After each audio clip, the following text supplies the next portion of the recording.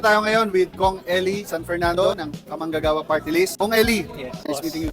You started as a leader of the labor, mga manggagawa natin na Pilipino, and now you are in the House of Representatives as a congressman. Leading these people, ano yung pinaka-leadership value na pinangahawakan mo ever since na namuno ka ng mga tao that you can share with other leaders also?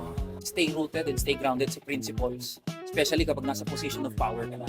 Kasi yan yung magiging guide mo, yan yung magiging compass mo sa kung ano man yung mga gagawin mo sa position mo. Huwag makakalimutan yung rason kung bakit ka, halimbawa, sa amin, ba't ako tumakbo sa Congress, ma-amplify yung boses ng mga manggagawa, yung mga constituents na nire-represent namin.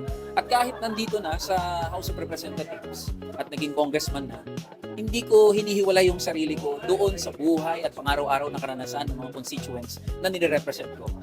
So kaya kailangan laging grounded, laging rooted doon sa principles at rason kung bakit mo ginagawa yung isang bagay. At yun yung magiging compass mo as you go along in your life. May it be in your personal career, may it be in your personal life, yun ang aking masasabi sa inyo. Nakakaramdam ka na ba ng hirap? Kasi bago ka lang sa kongreso eh. Oo. Nakikita mo na ba yung kultura, yung mga leadership flaws na meron ng Pilipinas? Yeah, oo, mahirap. Mahirap talaga kasi baguhan eh, di ba?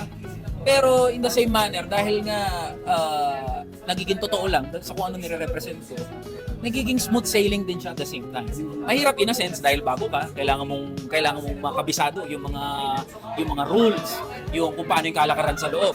Pero nagiging madali siya kasi nakikita nila na totoo ka doon sa pinaglalaban mo, totoo ka doon sa sinasabi mo. So, yun yung patuloy na nag-guide sa akin.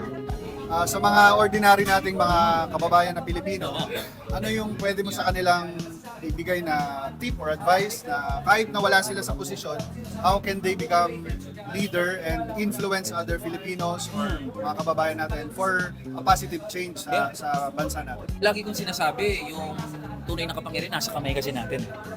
Tayo naglalagay sa mga tao sa iba't ibang positions of power. And we also have that power na bawiin yun. Wala sa mga nakaupo. Kung nakikita natin na hindi na nagsisilbi sa interest natin ng mga ordinaryong Pilipino, yung mga public servants, mga public officials, we also have that power na bawiin sa kanila yung kapangyarihan na ipinahiram lang natin sa kanila. And we can start on that.